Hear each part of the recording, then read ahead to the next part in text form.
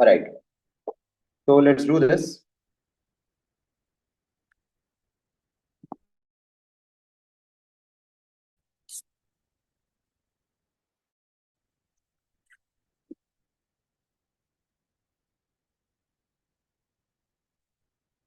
बेटा मैं इसको जिस पेपर पे अप्लाई कर रहा हूँ उस पेपर का सीन इस तरह से है कि ये हमारे पास आईजीसीएसई का पेपर है।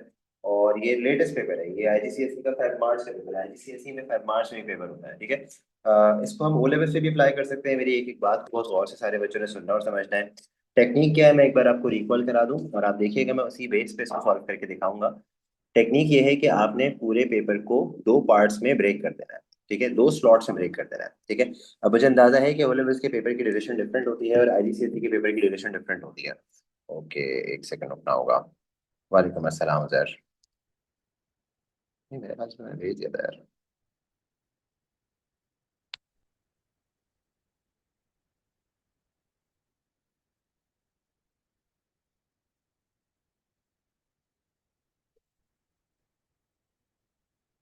एक सेकंड, मैंने एक ग्रुप पे से लिंक शेयर नहीं किया था तो मैं वो भी कर दूं।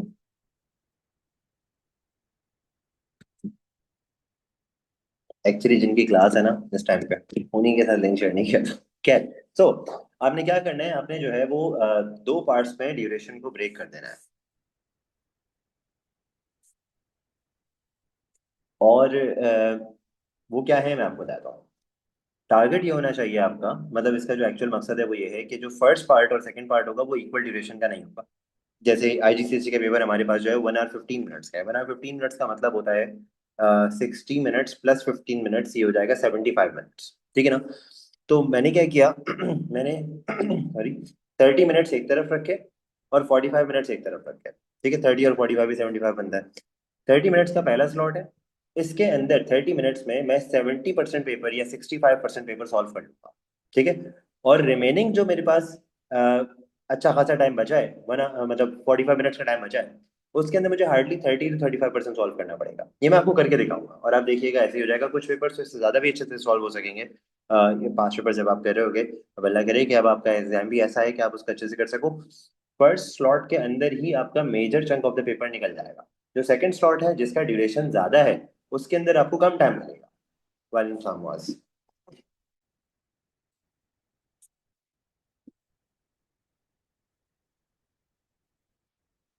बेटा इट डजेंट मैटर कि आपने 9 ईयरलीज कौन से, मतलब कितने जो है वो 9 किए हैं 19 किए हैं। जो असल चीज मैटर करती है वो मैटर करती है कि क्या आपने जो ईयरलीज सॉल्व किए हैं वो रीसेंट बैकवर्ड्स किए हैं, ठीक है। और आपने उसमें मैक्सिमम जो सीरीज एग्जाम्स की, मई जून अक्टूबर नवंबर फरवरी मार्च, इनको सबको कवर किया।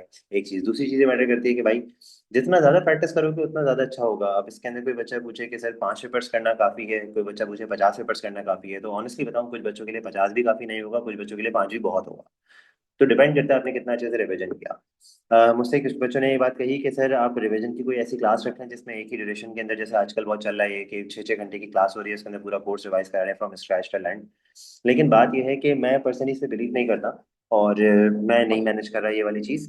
मैंने इसके ऑल्टरनेट में क्या किया कि मैंने रिवीजन किट आपको शेयर की। रिवीजन किट के अंदर वो तमाम चीज़ें वही बुलेट पॉइंट्स के अंदर है कि अगर आप उसको रीड कर लो तो पूरा कोर्स रिवाइज हो जाएगा। वो सारे लर्निंग आउटकम्स उसके अंदर कवर हो रहे हैं, सारी चीज़ें उसके अंदर कवर हो रही हैं।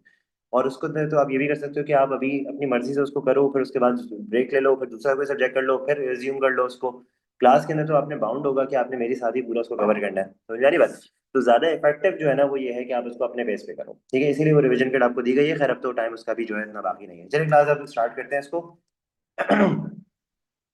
क्वेश्चंस आप लोगों से पेपर में पहले भी शेयर कर चुका हूँ, तो हो सकता है आप में से कुछ बच्चों ने इसको जो है वो पहले से सॉल्व किया हो। आप सिर्फ ये देखिएगा कि मैं कैसे क्वेश्चन को अप्रोच कर रहा हूँ, कैसे उसको समझ रहा हूँ और कैसे उसका आंसर लिख रहा हूँ। आपका असल फोकस ये होना चाहिए कि मैं कैसे आंसर क्वेश्चन को इंटरप्रेट कर रहा हूँ, ठीक है, ताकि आप उस चीज को यूज कर सको, ठीक है। देखो हमारे पास दो सिस्टम्स होते हैं, एक सिस्टम है आईजीसीएसई, सॉरी, और दूसरा है ओ लेवल्स या जीसी बी, जीसीई भी बोलते हैं इसको। आईजीसीएसई में हमारे पास पेपर जो है वो है 1 आवर 15 मिनट्स ड्यूरेशन का। फुल लेवल से पेपर हमारे पास है 1 आवर 45 मिनट्स ड्यूरेशन का, ठीक है। अब आईजीसीएसई के अंदर मैं इसको इस तरह से ब्रेक करता हूँ कि यार आप इसको 30 मिनट्स और 45 मिनट्स के ड्यूरेशन में ब्रेक कर लो। पहला पार्ट आपका 30 मिनट्स का होगा, उसके अंदर मैं आपको बहुत ज्यादा क्वेश्चन जो है ना वो कर दूंगा, कवर क्वेश्चन कवर कर लूंगा, इसके अंदर पेपर कवर कर लूंगा। और रिमेनिंग 45 मिनट्स के लिए आप देखिएगा बहुत कम हमारे पास जो है पार्ट बचेगा पेपर का, वो भी जल्दी हो जाएगा। ओ लेवल्स के अंदर आप ऐसे कर लो कि आप इसको 40 मिनट्स कर लो, 30 मिनट्स के बजाय 40 मिनट्स कर लो। और रिमेनिंग जो ड्यूरेशन आपके पास बची है दैट इज 1 आवर 5 मिनट्स, वो रिमेनिंग पार्ट के लिए कर लो और ये भी हो जाएगा। ओ लेवल्स का पेपर मैं वेनसडे वाले दिन करा दूंगा, आज मैं आईजीसीएसई वाला करा रहा हूँ, ठीक है। तो उसके अंदर हो सकता है ड्यूरेशन मुझे क्लास की थोड़ी सी बढ़ानी भी पड़े, तो उस टाइम पे दूसरी बायो की टेंशन होगी तो मैं उसको 10-15 मिनट एक्सटेंड भी कर सकता हूँ, अभी नहीं करूंगा, ठीक है। तो स्टार्ट करते हैं। अभी हो रहा है 3:15, टाइम हो रहा है 3:15, टाइम को नोट करना है और मार्क्स नोट करते रहना है कितने मार्क्स हमारे कवर हुए, ठीक है। तो स्टार्ट करते हैं, हमारे पास 3:15 पे हमने स्टार्ट किया है। सो अब देखो इस क्वेश्चन को मैं इंटरप्रेट कैसे कर रहा हूँ। ये जो गिवन है ना स्पेस जहां पे मुझे आंसर एक्चुअली लिखना है, ये जो स्पेस यहाँ पे गिवन है जहाँ पे मुझे एक्चुअली आंसर लिखना है, इस स्पेस के डायरेक्ट ऊपर वाली स्टेटमेंट में रीड कर रहा हूँ। हो सकता है मुझे ऊपर का क्वेश्चन रीड करने की जरूरत ही ना पड़े। लेकिन अब state the name of two other kingdoms, दो किंगडम से नाम लिखने, लेकिन अदर अदर क्या मतलब हुआ, ऊपर किसी जगह पे किंगडम का नाम लिखा होगा, ये लिखा होना, इसके अलावा दो किंगडम्स बताने, कितना मुश्किल काम है। अब चार किंगडम्स यहाँ पे कोड कर सकते हो, पांच में से चार को एक यहाँ पे हुआ है, तो plant, fungi,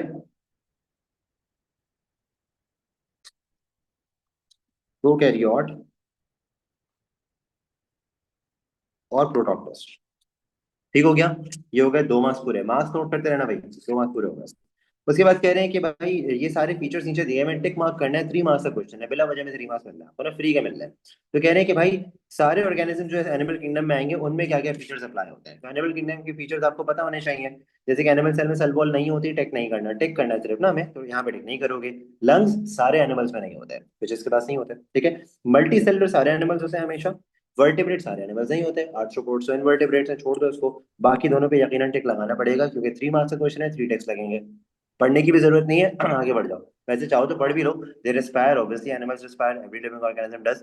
they obtain energy by consuming other organisms, heterotrophic कहते हैं इसको, आपको मालूम है ऑलरेडी, ठीक है। पढ़ने की भी जरूरत नहीं थी, साथ साथ में एक्सप्लेन भी कर रहा हूँ। अभी अगला क्वेश्चन आ गया, डीएनए बना के दिखाया हुआ है, इसके स्ट्रक्चर को आराम से आप देख सकते हैं।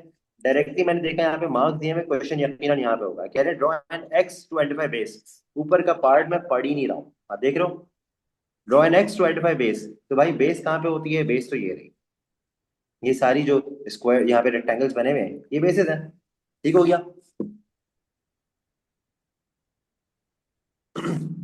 अच्छा, उसके बाद आगे बढ़ते हैं, कितने मार्क्स हो गए भाई, मार्क्स नोट करते रहना, 3 मार्क्स। उसके बाद ये कह रहे हैं कि ये वाला क्वेश्चन 2 मार्क्स का है, ऊपर देख लेते हैं। State the letters of three other basis, एक बेस यहाँ पे दी हुई है, तीन और बेसिस के नाम बताने हैं, अभी बता देते हैं। जी के अलावा हमारे पास होता है ए, टी और सी। उसके बाद कह रहे हैं बेस पेयरिंग बतानी है, बेस पेयरिंग आप आसानी से बता देते हो, A with T, G with C. यार ये मेरा पेन की निब खराब हुई है, इससे राइटिंग खराब हो गई। 2 मार्क्स और ऐड हो गए, कितने मार्क्स हो गए, मार्क्स काउंट करते रहो, कितने मार्क्स हो गए।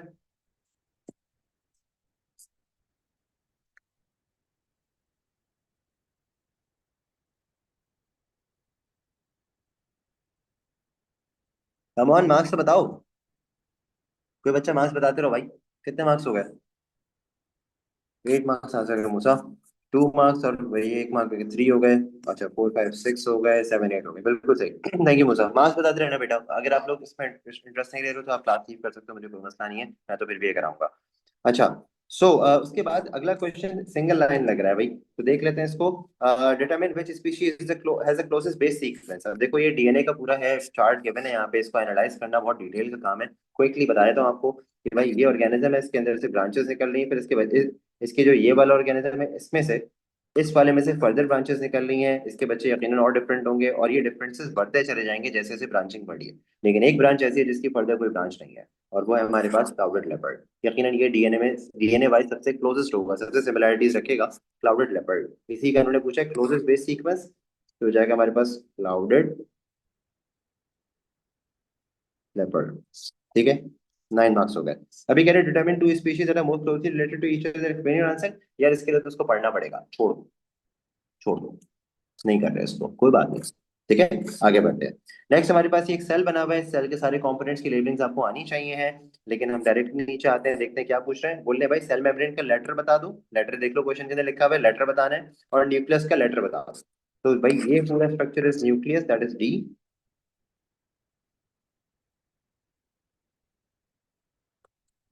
And cell membrane is this one, A नजर आ रहा है, ये सेल मेम्ब्रेन है।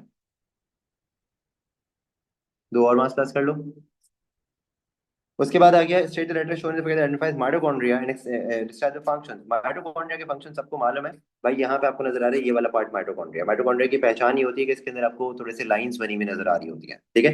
तो B is mitochondria.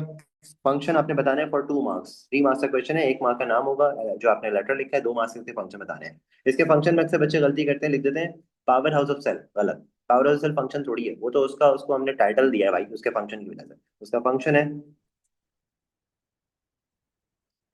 Site of respiration, aerobic respiration भी लिख सकते हैं, सिंपली रेस्पिरेशन भी लिख सकते हैं। और दूसरा provides energy for cellular activities.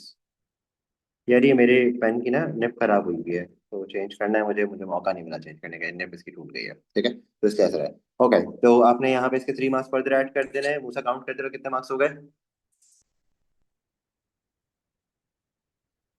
या release energy would be better. Thank you Ayesha. तो उसके बाद state the function of ribosome protein synthesis. Obviously ये 1 मार्क का ही होगा।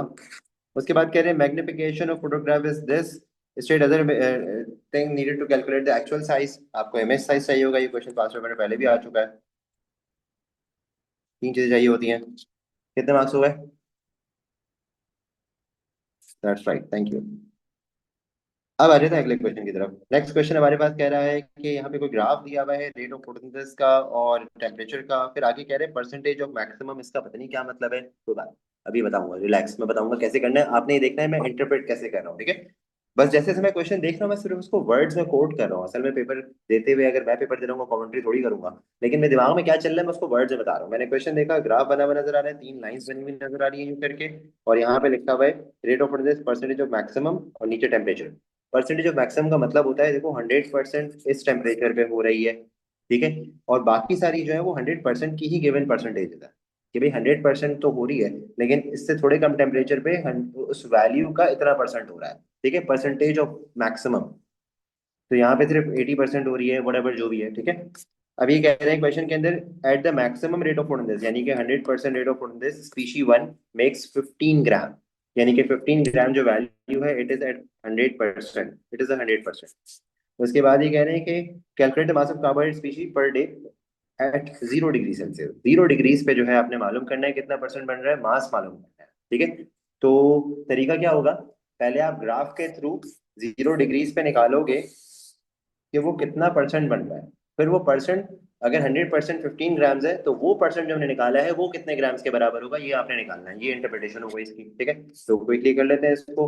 ये 0 से चल रहा है पूरा यहाँ तक, इस एरो तक, और यहाँ से ये आ रहा है यहाँ तक, तो ये आ रहे देखो 80 और 100 के बीच में 10 स्मॉल बॉक्सेस हैं जी बेटे, 80 और 10 के बीच में 10 स्मॉल बॉक्सेस हैं, इसका मतलब every small box is equal to 2 values, और ये आ रहे हैं थर्ड बॉक्स के बीच में, तो it means this value would be 85, ठीक है। 82 स्मॉल बॉक्स हो गया, फिर एक और 84 हो गया, और फिर उसके हाफ ऊपर है तो 85 हो गया, ठीक है। तो आपने एक्चुअली क्या निकालना है, 15 ग्राम का 85% निकालना है, तो 15 ग्राम का 85% ऐसे निकालता है। क्या आंसर आ रहा है इसका। भाई मैं कैलकुलेटर भी आपके सामने यूज कर रहा हूँ, मार्किंग स्कीम इसकी आई नहीं है, तो फिर ये है कि हम इसको फर्स्ट टाइम सॉल्व कर रहे हैं, ठीक है। तो ये हमारे पास आ जाएगा 85 into 15 डिवाइडेड बाय 100, 12.75। ऐसे आंसर्स के अंदर अक्सर जो है ना वो यूनिट नहीं दिया हुआ होता है, लेकिन इन्होंने तो यूनिट दिया हुआ है। दूसरी बात यहाँ पे कहीं ना कहीं लिखा हुआ होता है आपका आपका answer should be up to 2 decimal places या 2 सिग्निफिकेंट फिगर, ऐसी चीजों को जरूर देख लेना, इस क्वेश्चन में तो नहीं है तो कोई जरूरत नहीं है, लिख दो, ठीक है ना। इनको जरूर देख लेना, ये इसमें मार्क्स हो जाता है।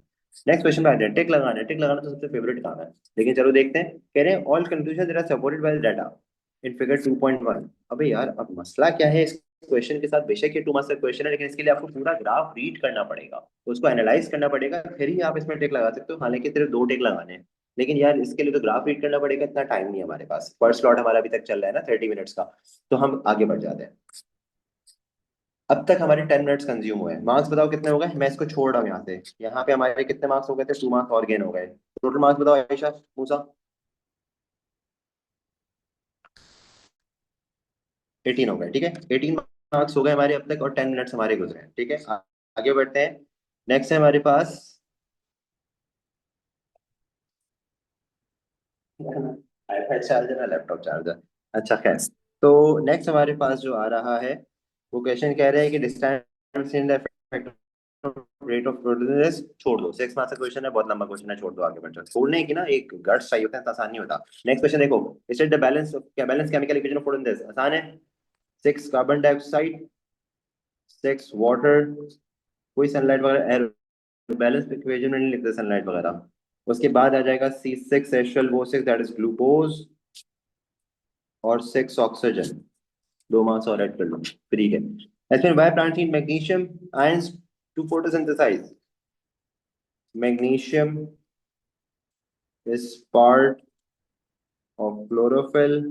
ऐसे भी लिख सकते हो कि magnesium is required to make chlorophyll. Chloroplast नहीं है, क्लोरोफिल है।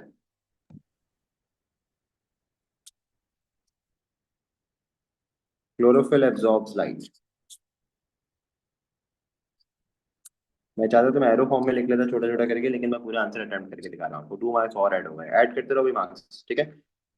फंक्शन बताने हैं, कुछ भी नहीं पढ़ रहा मैं ऊपर। स्टार्च आगे फंक्शन, सेलुलोज आगे फंक्शन, फंक्शन दिया भाई यहाँ पे बताने हैं। तो बहुत आसान है। Starch food storage, cellulose component of cell wall,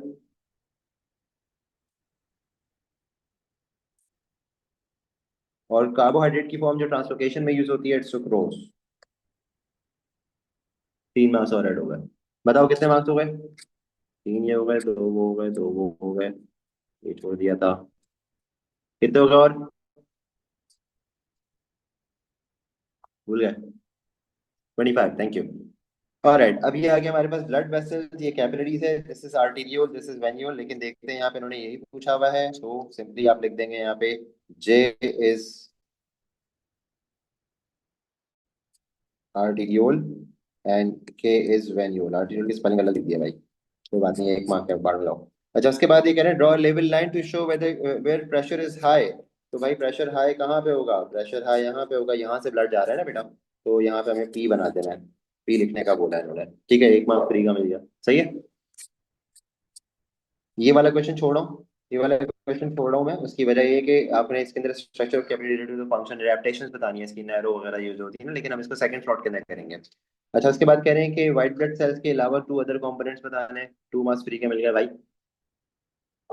उन्होंने, हाँ, आर्टीरियल नहीं नहीं यार, आर्टरी वेन ना लिखो तो बेहतर है, आर्टीरियल और वेन्यूल लिखो, ठीक है, वो ज्यादा स्पेसिफिकली करेक्ट है। आईजीसीएसई के सिलेबस में तो आर्टीरियल वगैरह के टर्म उन्होंने यूज किए हैं, तो आपको लिखना चाहिए। ओ लेवल में भी किया है वैसे। आर्टीरियल और venule is the better answer. बेटा, इट्स बेटर कि you write the cellular components of blood other than white blood cells, so it's going to be red blood cell then platelets. किसी ने मुझसे कहा सर यूरिया भी तो लिख सकते हैं, तो urea is a component of blood, that is true. कभी इसकी कॉन्सेंट्रेशन ज्यादा और कम हो सकती है, लेकिन बात यह है कि it is not a cellular component. तो यहाँ पे सेलुलर कंपोनेंट शो करें तो ज्यादा बेहतर है। Plasma wouldn't be right, plasma is correct for me, लेकिन ये कि आई बिलीव कि इसकी जब मार्किंग इसकी आएगी तो उसमें उन्होंने शायद प्लाज्मा ना लिखा हो, ठीक है। अभी इसकी मार्किंग नहीं आई है, तो I am just playing safe है, ठीक है। अच्छा, उसके बाद यहाँ पे हमारे पास है कि how lymphocyte protect the body from infection. कर सकते हो, कर लेना, मैं तो नहीं कर सकता भाई। इसमें एंटीबॉडीज बनेंगी, उनका कॉम्प्लीमेंट्री शेप होगा, एग्लूटिनेशन होगी, मेमोरी सेल्स बनेंगे, लॉन्ग टर्म मेमोरी। 4 पॉइंट्स है, हो गए 4 पॉइंट्स। लिखोगे तो टाइम लग जाएगा, मैं नहीं कर रहा, छोड़ दो। अभी इसके बगैर आप देखिएगा अच्छे मार्क्स बनेंगे आपके, ठीक है। तो सेकंड थॉट में करेंगे। अब आ गया आई का स्ट्रक्चर। आराम से बता सकते हो कि एल और एम क्या होता है। तो एल और एम हमारे पास, एल इज कॉर्निया,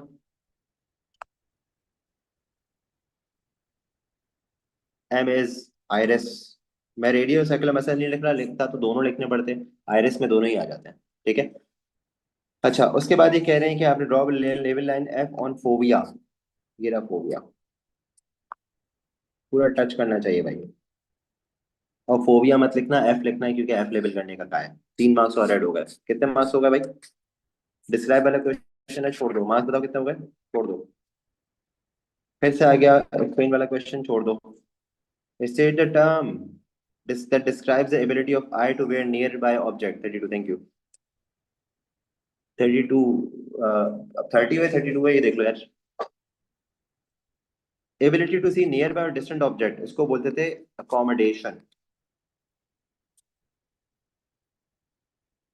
1 मार्क और ऐड कर लो। जबरदस्त। अब आ जाते हैं सेक्स इनहेरिटेंस के ऊपर।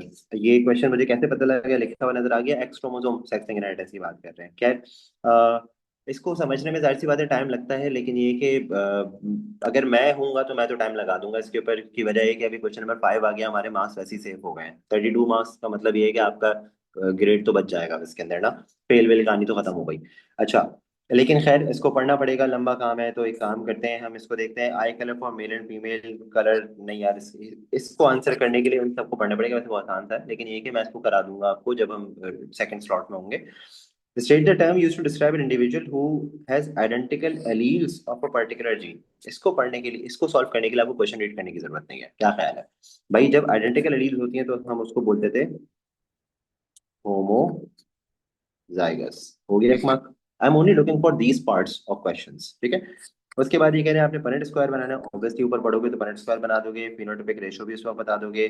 Name the type of this inheritance, name the inheritance of this type of monohybrid inheritance, इसका नाम बताना है आपने। नहीं नहीं बेटे, इट्स नॉट देयर, पॉलीजेनिक नहीं है। पॉलीजेनिक हमारे पास जो टर्म यूज होता है वो कंटिन्यूस वेरिएशन के अंदर यूज होता है, इनहेरिटेंस के अंदर यूज नहीं होता। तो आप पॉलीजेनिक का टर्म यूज वहां पे कर सकते हो, कंटिन्यूस वेरिएशन के अंदर, ठीक है। अच्छा, इस इनहेरिटेंस का नाम क्या है? इसको बोलते हैं सेक्स लिंक्ड इनहेरिटेंस। 1 मार्क और ऐड कर लो बेटा।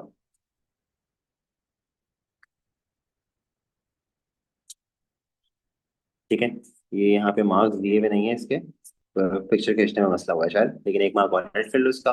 उसके बाद इसके ऊपर आज जो फिल इन द ब्लैंक्स, यहाँ पे एक डिप्लॉयड सेल बना हुआ है, क्योंकि होमोलोगस पेयर्स नजर आ रहे हैं क्रोमोसोम्स के। टोटल 8 क्रोमोसोम्स हैं, क्योंकि 4 पेयर्स हैं। Nucleus in a body of fruit fly contains dash pairs of chromosome. कितने पेयर्स नजर आ रहे हैं? 4 पेयर्स नजर आ रहे हैं, ठीक है। 4 पेयर नजर आ रहे हैं सबको। A cell with pair of each type of chromosome is known as, जब पेयर ऑफ क्रोमोसोम होते हैं तो ऐसे सेल को क्या बोलते हो? डिप्लॉयड सेल बोलते हो। उसके बाद कह रहे हैं before body cells divide by dash the chromosomes must dash to maintain the number of chromosome in each of the cell. तो भाई क्रोमोसोम जो बॉडी सेल्स डिवाइड करते हैं ना, वो माइटोसिस से डिवाइड करते हैं। तो यहाँ पे आपने लिखना होगा माइटोसिस। और माइटोसिस से पहले क्रोमोसोम्स को अपनी कॉपी बनानी चाहिए, जिस प्रोसेस के लिए हम टर्म यूज करते हैं रेप्लिकेशन, ठीक है। Must replicate. तो ये आपके 4 मार्क्स और ऐड हो गए। कितने मार्क्स हो गए भाई? चलो मैं मार्क्स दोबारा भी टोटल कर लूंगा, ये तो इसके। हाँ ठीक है, अभी मैं दोबारा टोटल कर लूंगा एंड में, कोई बात नहीं, उन्होंने मैच कर दिया। अब ये खत्म होने वाला है पेपर। सो हमारे पास 3:45 तक का टाइम है ना, आधे घंटे। 3:15 पे स्टार्ट किया था, तो अभी भी टाइम है हमारे पास। शायद क्वेश्चन नंबर 6 है, इकोसिस्टम का क्वेश्चन है। ऐसे क्वेश्चन को सबसे पहले देख के क्या किया करो कि इनके ट्रॉफिक लेवल्स लिख लिया करो। आपको ट्रॉफिक लेवल्स लिखना याद होना चाहिए। हमने कैसे लिखा था? 1 से स्टार्ट करेंगे, जो कि ऑटोट्रॉफिक होता है सबसे नीचे। ये रहा trophic level number 1, trophic level number 1। इसको खाने वाले हमेशा 2 होते हैं। ये आ गया 2, ये आ गया 2, ये आ गया 2। लेकिन बात ये है कि डेफनिया को लोच भी खा रहा है, तो फिर इस हिसाब से लोच जो है वो 3 भी हो जाएगा। अब इससे आगे जो भी हो रहा होगा ना, उसके आगे भी फर्दर नंबर्स ऐड होते जाएंगे। ओके। अच्छा, तो डेफनिया को फिर फर्दर खा रहा है श्रिम्प। अगर आप नोट करें तो श्रिम्प इस हिसाब से और इस हिसाब से, दोनों हिसाब से 3 होगा। श्रिम्प को खा रहा है न्यूट, ये हो जाएगा 4। और श्रिम्प को डायरेक्टली रेनबो ट्राउट भी खा रहा है। तो इस हिसाब से अगर आप देखें तो रेनबो ट्राउट हमारे पास 3 भी हो सकता है। अगर लोच 2 है और इसको रेनबो ट्राउट खा रहा है तो 3 हो गया। उसके अलावा 4 भी हो सकता है अगर लोच 3 है, और श्रिम्प को ये खा रहा है। और ये 5 भी हो सकता है, पता है? बताओ 5 किस रिस्पेक्ट से हो सकता है रेनबो ट्राउट? रेनबो ट्राउट 5 किस रिस्पेक्ट से हो सकता है?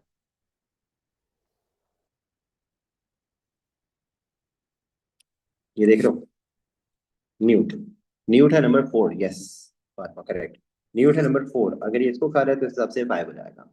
अब इसको खा रहा है बॉल्ड ईगल, तो बॉल्ड ईगल के पास सारे ट्रॉफिक लेवल्स इन सारे नंबर से एक एक स्टेप आगे हो जाएंगे, यानी कि 4, 5 एंड 6, ठीक है। अच्छा, अब इन क्वेश्चंस को आंसर कर सकते हैं, इसमें कोई लंबी चौड़ा टाइम नहीं लगा, हमारे टाइम ऐसे भी था तो हमने इसको मैनेज कर लिया। All of the producers, producers कौन कौन होते हैं? ट्रोफिक लेवल नंबर 1 होता है प्रोड्यूसर, वन वर्ड दोनों बताने होंगे क्योंकि लिखा हुआ है ना all phytoplanktons. Phytoplankton normally algae को बोलते हैं। और an organism that only feeds as a secondary consumer, secondary consumer का ट्रोफिक लेवल होता है 3। कोई ऐसा आपने ऑर्गेनिज्म चूज करना है जिसका ट्रोफिक लेवल नंबर सिर्फ और सिर्फ 3 हो, और ऐसा होना इसके पास एक ऑर्गेनिज्म है ट्रोफिक लेवल नंबर 3, श्रिम्प। उसके बाद क्या consumes at 3 different trophic level, दो ऑर्गेनिजम्स हैं ऐसे जो 3 डिफरेंट ट्रोफिक लेवल पे खा रहे हैं। आपने कोई एक कोट करना है इसमें, मैं दोनों ही कोट करूंगा, बॉल्ड ईगल और इसके अलावा, रेनबो ट्राउट। ठीक है, 3 मार्क्स और ऐड कर लो। उसके बाद यानी construct a food chain containing 6 trophic level, 6 trophic level. हाँ भाई, 6 ट्रोफिक लेवल में हमारे पास यहाँ से स्टार्ट होगा 6 से, 6 के बाद 5, 5 के बाद 4, 4 के बाद 3, 3 के बाद 2, 2 के बाद 1, ऐसे लेके चलना है इसको। ठीक है।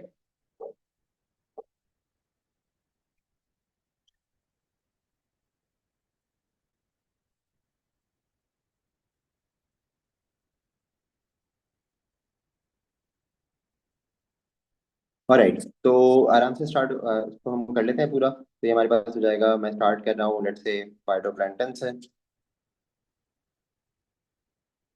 कोई टाइम नहीं लग रहा है इसके अंदर मुझे सॉल्व करने में, तो मैं इसको टाइम दूंगा। फाइटोप्लैंक्टन को खा रहा है डैफनिया, डैफनिया को खा रहा है श्रिम्प, श्रिम्प को खा रहा है न्यूट, न्यूट को खा रहा है लोच, लोच को खा रहा है रेनबो ट्राउट, नहीं सॉरी, लोच नहीं है, न्यूट को खा रहा है rainbow trout,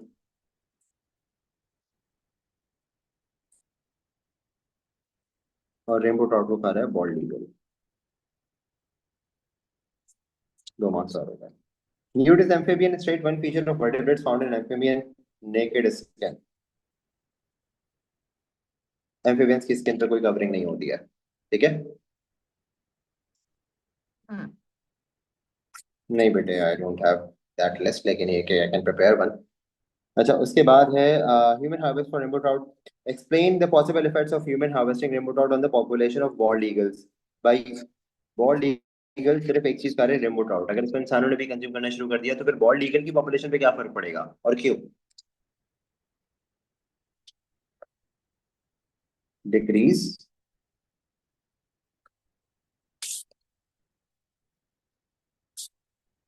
population of bold eagle,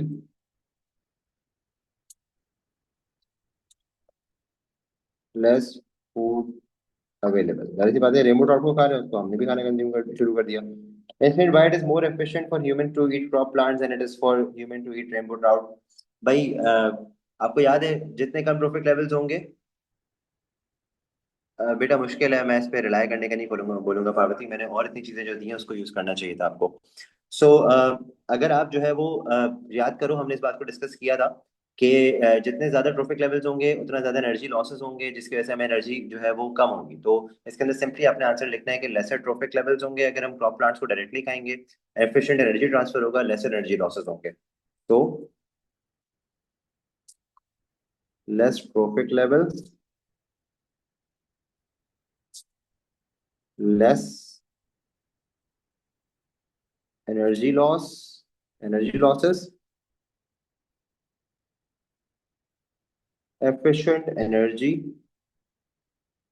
and biomass flow. Biomass भी जाया होता है ना बेटा, सब चीजें नहीं खाते तो। 3 मार्क्स और ऐड हो गए। मेरे ख्याल से पेपर खत्म हो गया हमारे पास, और अभी भी हमारे पास 6 मिनट्स बाकी हैं। ठीक है, 3:45 मैंने आपसे कहा था। अब जरा मार्क्स टोटल करते हैं क्लास, ठीक है? तो प्लस करते रहो भाई, 3, 4, 5, 6, 7, 8, 9, 10, 11, 12, 13, 14, 15, 16, 17, 18, 19, 20, 21, 22, 23, 24, 25, 26, 27, 28, 29, 30, 31, 32, 33, 34, 35, 36, 37, 38, 39, 40, 41,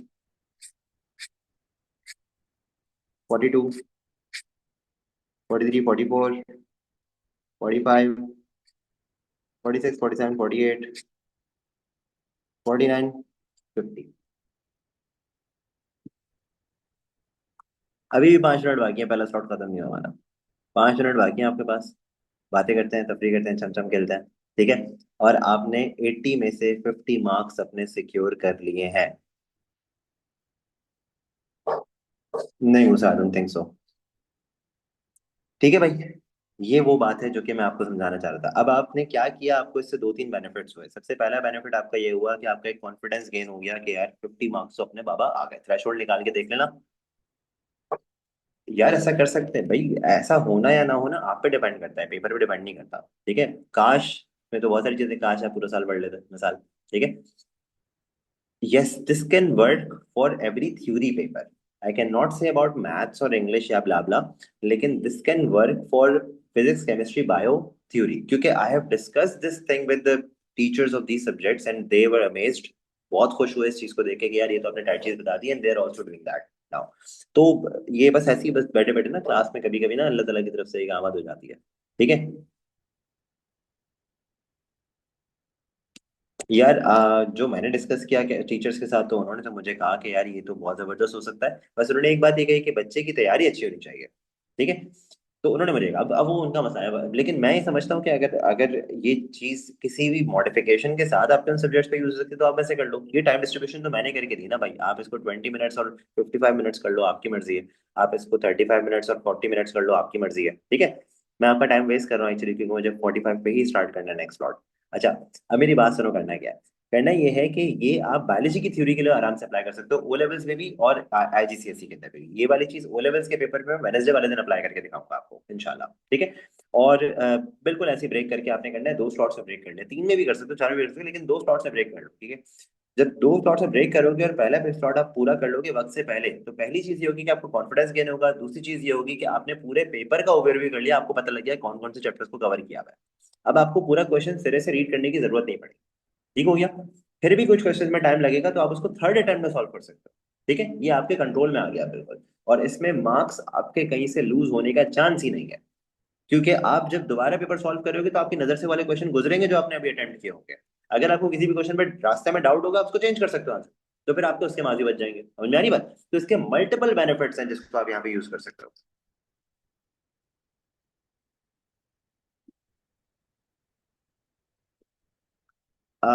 पार्वती, इसका आंसर मैं आपको व्हाट्सएप पे कर दूं तो बेहतर है बेटे। मैं अभी इस क्लास के अंदर अब जो है वो पेपर सॉल्व कराऊंगा। ठीक है।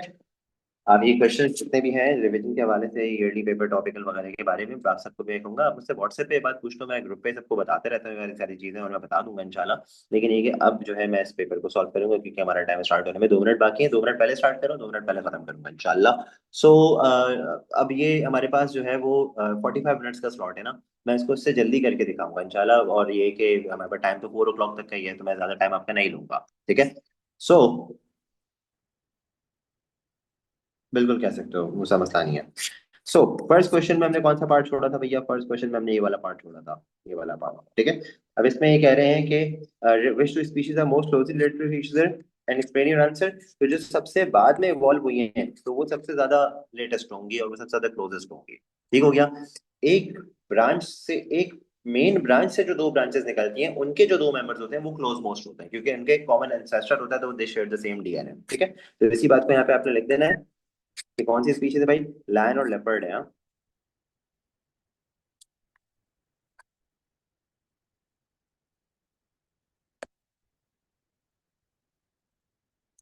Same common, same recent common ancestor. ठीक हो गया। उसके बाद हमने कौन सा क्वेश्चन छोड़ा था? ये वाला क्वेश्चन छोड़ा था इसका। ठीक है। ग्राफ को अब इंटरप्रेट करना होगा, तो इसमें 3 लाइन है हमारे पास। जरा देखते हैं क्वेश्चन क्या कह रहा है। कहने के भाई कंक्लूजन कौन से सपोर्ट कर रहा है इसको, तीन में से दो पे टिक लगाना है, चार में से दो पे टिक लगाना है आपको, ठीक है ना। Eight every temperature species three has a greater, mute होना पड़ेगा बेटे, कौन है ये, मैं ना, अच्छा। तो at every temperature species three has a greater rate than species one. वैसे ये वाली बात पॉसिबल मुझे लगता नहीं है कि होगी, लेकिन ये कि चलो देख लेते हैं। Species one has a rate of at least 50% of the maximum over temperature range of 23 percentage की फॉर्म में हमें सारे रिजल्ट दिए हुए थे। Species two has a greater rate of furnace than species one. Species three has a higher optimum temperature than species one. चलो अब जरा इसको देखते हैं। ये ग्राफ यहाँ पे ये कह रहे हैं कि तीन स्पीशीज है, वन टू एंड थ्री, और इनके सबके ऑप्टिमम टेम्परेचर अलग है। फॉर एग्जाम्पल अगर मैं स्पीशी वन की बात करूँ, क्लास स्पीशी वन तो ऑप्टिमम टेम्परेचर आप देख सकते हैं यहाँ पे, इट्स 5, ठीक है। स्पीशी टू की बात करूं तो इसका ऑप्टिमम टेम्परेचर यहाँ पे आप देख सकते हैं, इट्स समवेयर बिटवीन, ये होगा हमारे पास तकरीबन 16 17 16.5, ठीक है। उसके बाद स्पीशी थ्री का जो ऑप्टिमम टेम्परेचर है वो ये रहा, दैट्स 30। तो सबके अलग अलग ऑप्टिमम टेम्परेचर है, और फिर ये सब में पैटर्न सेम फॉलो हो रहा है कि पहले राइज हो रहा है फिर ड्रॉप हो रहा है, ठीक है। लेकिन अगर आप देखें तो सबसे स्टीपली जो ड्रॉप हो रहा है हमारे पास, वो फर्स्ट वाला हो रहा है। सबसे स्टीप ड्रॉप जो है वो इसका है। तो उसका रीजन ये है कि इसमें थोड़ा सा यहाँ पे हॉरिजॉन्टल सा नजर आ रहा है, फिर डिक्लाइन आ रहा है। इसमें तो इतना ज्यादा डिक्लाइन नहीं, मतलब आप देखें ये दो लाइंस जो है वो इतना पैरेलल नहीं है, रेट ऑफ डिक्रीज इतना ज्यादा स्टीप नहीं है किसी में भी जितना वन के अंदर है। तो चलो इसके आंसर्स देखते हैं।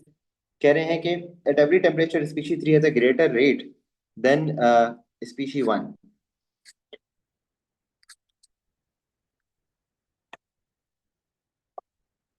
Species three has a greater rate than species one. अब यार इन्होंने हमें रेट का कंपैरिजन नहीं दिया भाई, इन्होंने तो अपने ही हिसाब से 100% करके दिया हुआ है ना, यानी कि इसका 100% डिफरेंट हो सकता है, दूसरे का 100% डिफरेंट हो सकता है, ठीक है। स्पीशी वन का 100% जो है फॉर एग्जाम्पल 15 ग्राम था, इसका कुछ और हो सकता है, तो अब वो तो वैल्यू में नहीं बता, तो हम इस वाली बात को तो कंफर्म नहीं कर सकते। Species one has a rate of at least 50% of the maximum over temperature range of 23। तो 23 टेम्परेचर रेंज पे स्पीशी थ्री का, स्पीशी वन का 50% रेट है, तो टेम्परेचर रेंज ऑफ 23, ये रहा 2023, देखिए इसके ऊपर जो रेट आ रहा है वो 50% तो नहीं आ रहा, ठीक है, 50% तो यहाँ पे होगा। तो ये वाली बात तो गलत हो गई, इसको तो टेक आपने करना ही नहीं है, इसको तो टाइप पे मतलब क्रॉस लगा देते हैं कि भाई इसको, इसके ऊपर हमें टाइम वेस्ट नहीं करना। Species two has a greater rate of species one, और species three has a maximum optimum temperature, has a higher optimum temperature than species one. ये वाली बात बिल्कुल सही है, ये वाली बात बिल्कुल सही है, ठीक है। और उसके अलावा हमारे पास जो है वो दूसरी बात जो सही हमें लग रही है, वो लग रही है कि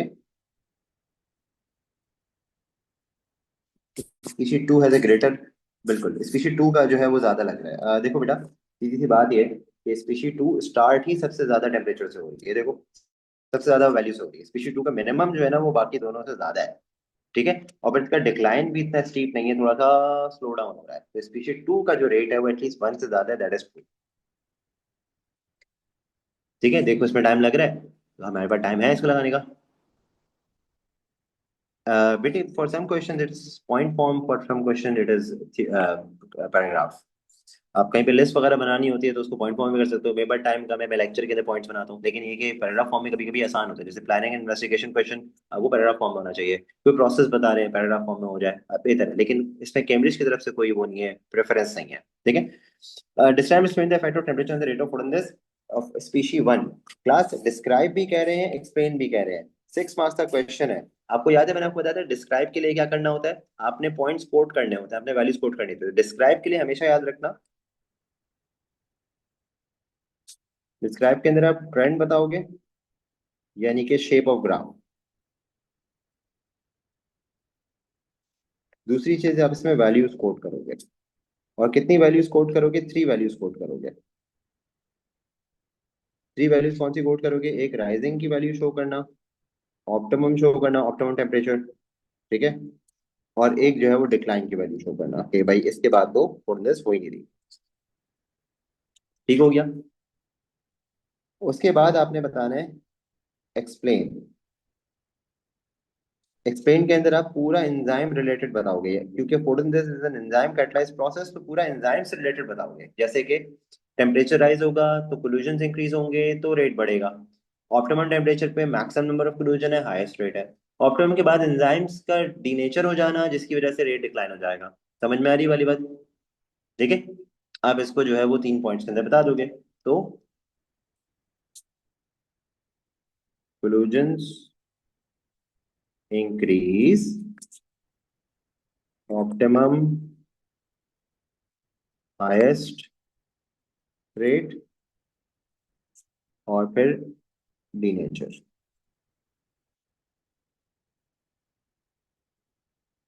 ठीक हो गया?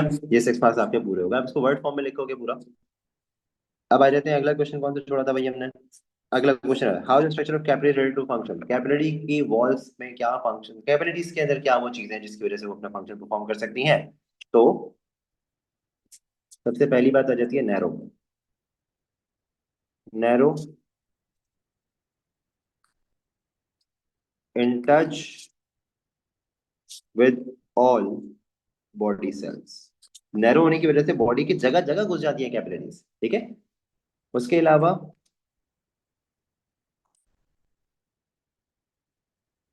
One cell thick walls, shorter diffusion distance.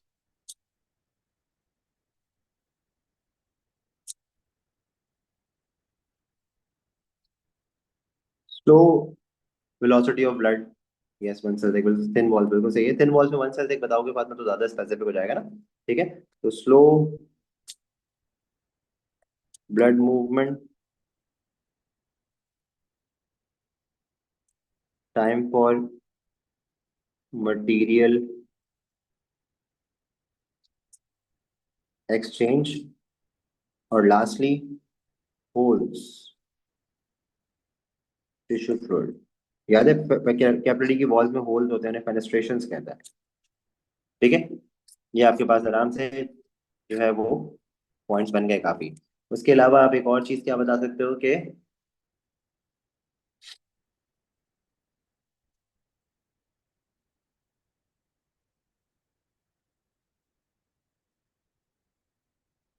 बस यही है।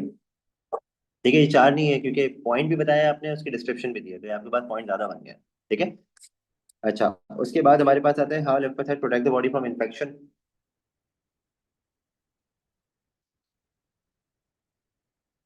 अभी हो जाएगा। Lymphocytes, antibodies, complementary shape. ये जरूर बताना है भाई, कॉम्प्लीमेंट्री शेप का जिक्र करना बहुत जरूरी है। To antigen. उसके बाद एग्लूटिनेशन,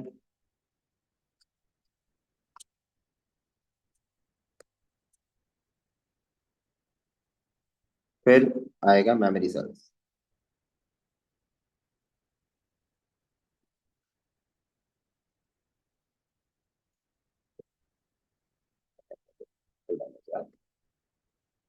फिर आएगा मेमोरी सेल्स।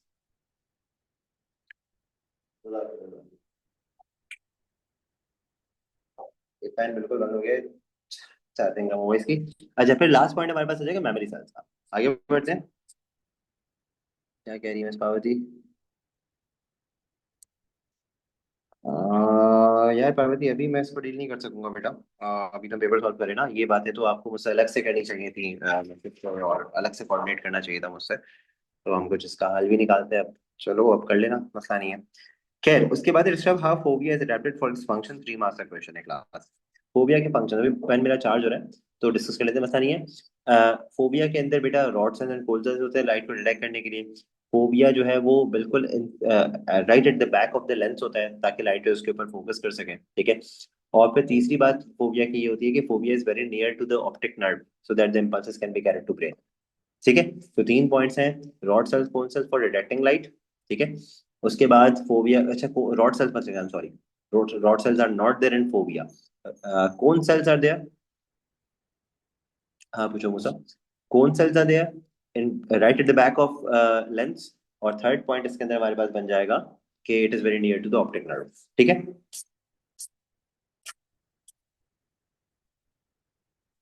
हो गया होगा चार्ज यार, मैं ज्यादा टाइम नहीं होता। So cone cell, light detection,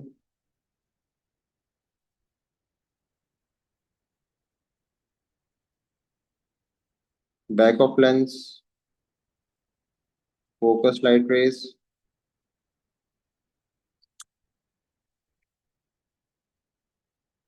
near optic nerve. ठीक है। नहीं, इट्स नॉट लाइक दैट बेटे। मैं आपको ये थोड़ा सा एक्सप्लेनेशन में चले जाएंगे हम। फोबिया तो एक स्पॉट है ना, ये वो स्पॉट है जिसको आप पर्टिकुलरली फोकस करके देख रहे हो। ठीक है, जैसे मिसाल के तौर पे मैं पेन को देख रहा हूँ, लेकिन मुझे पेन के अलावा चीजें भी तो नजर आ रही है ना, तो वो जो मुझे नजर आ रही है ना, उन सब की लाइट रेस दरअसल फोबिया के अलावा जो पूरा रेटिना की जगह है ना, वहां पे लाइट रेस पड़ रही है। तो वो मुझे ब्लर नजर आ रहा है, लेकिन नजर आ रहा है। फोबिया वो पॉइंट होता है जो आप फोकस कर रहे होते हैं। तो रॉड सेल, कोन सेल्स बाकी जगहों पे भी होते हैं, कोन सेल्स कम होते हैं, रॉड सेल ज्यादा होते हैं, जो कलर हमें बाकी जगहों पे ब्लर होने में कम नजर आता है। फोबिया जो है वहां पे सिर्फ रॉड सेल्स है, रॉड सेल्स नहीं है, कोन सेल्स है। कोन सेल्स कलर डिटेक्ट करते हैं, और लाइट की प्रेजेंस हमें फोबिया की जो सराउंडिंग के पार्ट्स है ना, वो मिलके एक कंबाइन इफेक्ट देते हैं कि हमें लाइट भी नजर आ रही होती है और हमें कलर्स भी नजर आ रहे हैं। ठीक है। अच्छा, नेक्स्ट हमारे पास अभी आता है सिलेरी मसल्स। अब यहाँ पे अगर आप इसको देखें, आपको ये वाला कॉन्सेप्ट याद होना चाहिए, हमने पूरा इसका टेबल बनाया था, रिवीजन गाइड के अंदर भी ये सारी चीजें मैंने दी हुई हैं। तो सस्पेंसरी लिगामेंट इस वक्त यहाँ पे रिलैक्स है, यानी कि स्लैक है। ठीक है। सिलेरी मसल इस वक्त कॉन्ट्रैक्टेड स्टेट में होंगे, तभी ऐसा होता है। और लेंथ इस टाइम पे यकीनन थिक होगा। लेंथ थिक होता है जब नियर बाय ऑब्जेक्ट को देखते हैं। अब जब आप डिस्टेंट ऑब्जेक्ट को देखोगे तो ऑटोमेटिकली ये जो है चेंज हो जाएगा। अब यहाँ पे इन्होंने क्वेश्चन में कहा भी कि when viewing A near by object, तो जो चीज हमें यहाँ पे नजर आ रही है उससे हमने वैसे ही कंक्लूड कर लिया था। ये कह रहे हैं कि भाई अगर डिस्टेंट ऑब्जेक्ट देखना होगा तो उसमें क्या चेंजेस आएंगे। तो बेटा ये तो आप आसानी से बता दोगे ना। डिस्टेंट ऑब्जेक्ट होगा तो ऑपोजिट हो जाएगा, ciliary muscle relax, suspensory ligaments tight, या फिर टॉट भी कह सकते हो, लेंस पुल्ड देन, और लास्टली लेसर रिफ्रैक्शन। इसका टेबल बना के बताया था मैंने आपको। ठीक है। बाकी हो गया था, अभी वाले क्वेश्चन पे आ जाओ। खत्म होने वाला है हमारा पेपर। 5 क्वेश्चन 6 7, 2 क्वेश्चन बाकी हैं। तो इसके अंदर देखो बेटा, इन्होंने कहा हुआ है कि X capital R Y, X small R. अब यहाँ पे आर की कोई बात हो रही है, ये क्या है, ये आई कलर ऑफ फ्रूट फ्लाई है, जो नॉर्मली फ्लाइज घूम रही होती है ना, ड्रोसोफिला कहते हैं इसको। इसकी आई कलर है। अब इसके उन्होंने कहा हुआ है कि capital R is for red colour dominant, small R is for white colour. क्योंकि इन्होंने सेक्स इसको पहले ही शो कर दिया है यहाँ पे, तो देखो ये रेड आई कलर हो जाएगा, ये हो जाएगा व्हाइट आई कलर। ठीक है। अब आपने क्या करना है, आपने यहीं पे यहाँ पे लिख देना है कि भाई male eye eye colour, state the eye color of the male and the female fruit flies। अब यहाँ पे इन्होंने जो हमें जीनोटाइप दिया हुआ है उसके हिसाब से आपने बताना, this is going to be red and this one is going to be white. ठीक है, ये वाला एक मार्क हमने कवर नहीं किया था, अब कर लिया। अब ये कह रहे हैं आपने इनका क्रॉस परफॉर्म करना है, इसी मेल का और इसी फीमेल का। तो मेल के अंदर हमारे पास हो जाएगा एक्स कैपिटल आर वाई, और फीमेल हमारे पास हो जाएगी एक्स स्मॉल आर। तो इनके जीनोटाइप कैसे, इनके गेमीट्स कैसे बनेंगे, ये आपने बना दिए इनके गेमीट्स। हमने बहुत डिटेल से पढ़ा इसको। ये आ गए हमारे पास दो डॉटर्स, दोनों का जो है वो आई कलर रेड है, लेकिन कैरियर रेड है। ठीक है, कैरियर है क्योंकि हेटेरोजाइगस है। और ये हमारे पास आ गया white eye colour male, white eye colour male. Phenotypic ratio of the offsprings, तो फिनोटाइपिक रेशियो आ रहा है 1:1 का। उसकी वजह यह है कि हमारे पास डॉटर्स जो है वो रेड आई कलर के हैं, सन जो है वो व्हाइट आई कलर के हैं। ठीक है। उसके बाद हमने कौन सा क्वेश्चन अटेम्प्ट नहीं किया था, ये कर लिया था, ये कर लिया था, पेपर खत्म। 3:15 पे स्टार्ट किया था, 3:59 पे पूरा पेपर खत्म हो गया आपका। अभी भी आपके पास 15 मिनट बाकी हैं, खेल लेता। ठीक है। बेटा ये पूरा मैंने आपको डेमो करके दिखाया था कि आप अगर इस पैटर्न पे इसको सॉल्व करेंगे तो आपका पेपर जल्दी सॉल्व हो जाएगा, मुझे पूरा यकीन है इस पे बेस पे सॉल्व कर जाएगा। अब मैं रिकॉर्डिंग को पॉज कर रहा हूँ क्योंकि अब मुझे कुछ ऐसे बच्चों